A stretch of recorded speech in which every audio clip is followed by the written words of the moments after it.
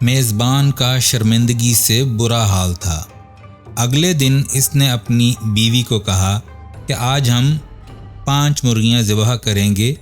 بیوی نے ایسا ہی کیا اور جب دسترخوان لگا۔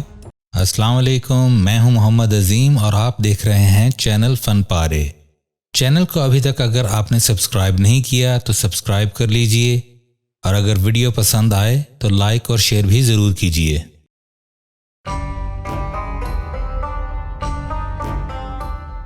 دوستو، نفسا نفسی کے اس دور میں جہاں ہر انسان اپنی اپنی پریشانیوں میں گرفتار ہے، ہلکی پھلکی کوئی بھی تفریح، چاہے وہ کسی بھی رنگ میں ہو، بہت ہی ضروری ہے۔ ہماری آج کی دلچسپ عربی حقائق یقیناً آپ کے لیے تفریح کا سامان ہوگی۔ کہتے ہیں ایک بدو کسی شہری بابو کا مہمان ہوا۔ میزبان نے ایک مرغی ذبح کی۔ جب کھانا تیار ہو گیا تو گھر میں موجود سبھی افراد دسترخوان پر پہنچ گئے۔ میزبان کے گھر میں کل 6 افراد موجود تھے، 2 میاں بیوی، 2 ان کے بیٹے اور 2 بیٹیاں۔ میزبان کو جانے کیا سوجی کہ اس نے بدو کا مذاق اڑانے کا فیصلہ کر لیا۔ میزبان بولا، آپ ہمارے مہمان ہیں، میں چاہتا ہوں کہ کھانا آپ تقسیم کریں۔ اس پر بدو بولا، مجھے اس کا کوئی تجربہ نہیں، لیکن اگر آپ اصرار کر رہے ہیں تو کوئی بات نہیں، لائیے میں ہی تقسیم کر دیتا ہوں۔ بدو نے یہ کہہ کر مرغی اپنے سامنے رکھی، اس کا سر کاٹا اور میزبان کی طرف بڑھاتے ہوئے کہا، چونکہ آپ گھر کے سربراہ ہیں، لہٰذا مرغی کا سر ایک سربراہ کو ہی زیب دیتا ہے۔ اس کے بعد مرغی کا پچھلا حصہ کاٹا اور کہا، یہ گھر کی بیگم کے لیے۔ پھر مرغی کے دونوں بازو کاٹے اور کہا، بیٹے اپنے باپ کے بازو ہوتے ہیں، پس بازو بیٹوں کے لیے۔ بدو نے بیٹیوں کی طرف دیکھا اور کہا، بیٹیاں کسی بھی خاندان کے وقار کی بنیاد ہوتی ہیں، اور سارے خاندان کی عزت ان کے وقار پر ہی کھڑی ہوتی ہے۔ یہ کہہ کر مرغی کے دونوں پاؤں کاٹے اور میزبان کی بیٹیوں کو دے دیے۔ پھر مسکرا کر کہنے لگا، جو باقی بچ گیا ہے وہ مہمان کے لیے ہے۔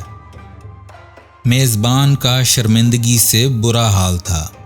اگلے دن اس نے اپنی بیوی کو کہا کہ آج ہم 5 مرغیاں ذبح کریں گے۔ بیوی نے ایسا ہی کیا اور جب دسترخوان لگا تو اس نے 5 بھنی ہوئی مرغیاں دسترخوان پر سجا دیں۔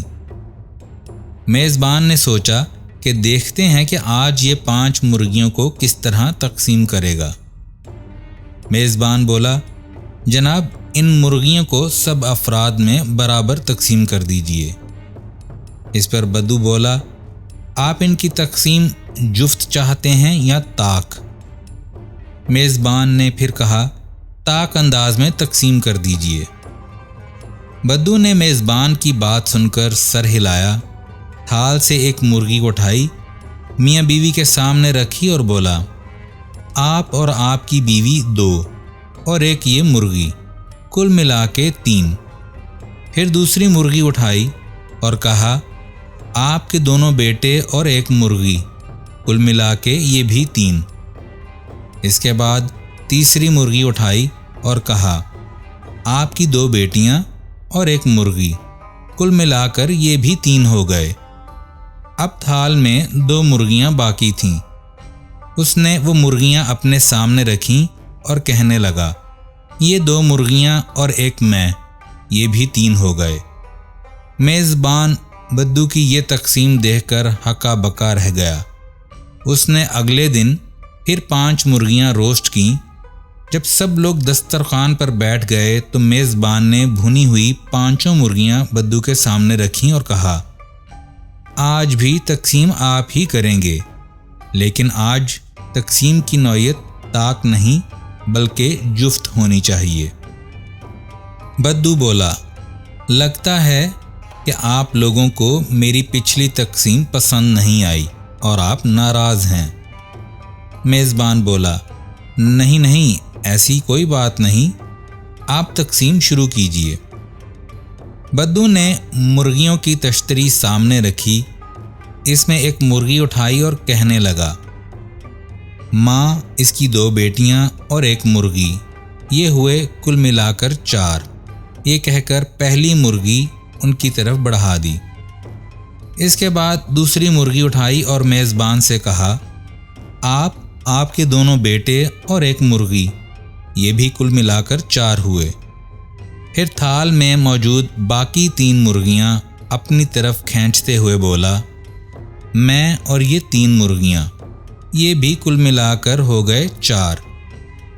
اس کے بعد مسکرایا، بے بسی کی تصویر بنے اپنے میزبانوں کی طرف دیکھا اور آسمان کی طرف منہ کرتے ہوئے کہنے لگا، یا اللہ، تیرا لاکھ لاکھ شکر ہے کہ تو نے مجھے تقسیم کرنے کی اعلیٰ صلاحیت سے نوازا ہے۔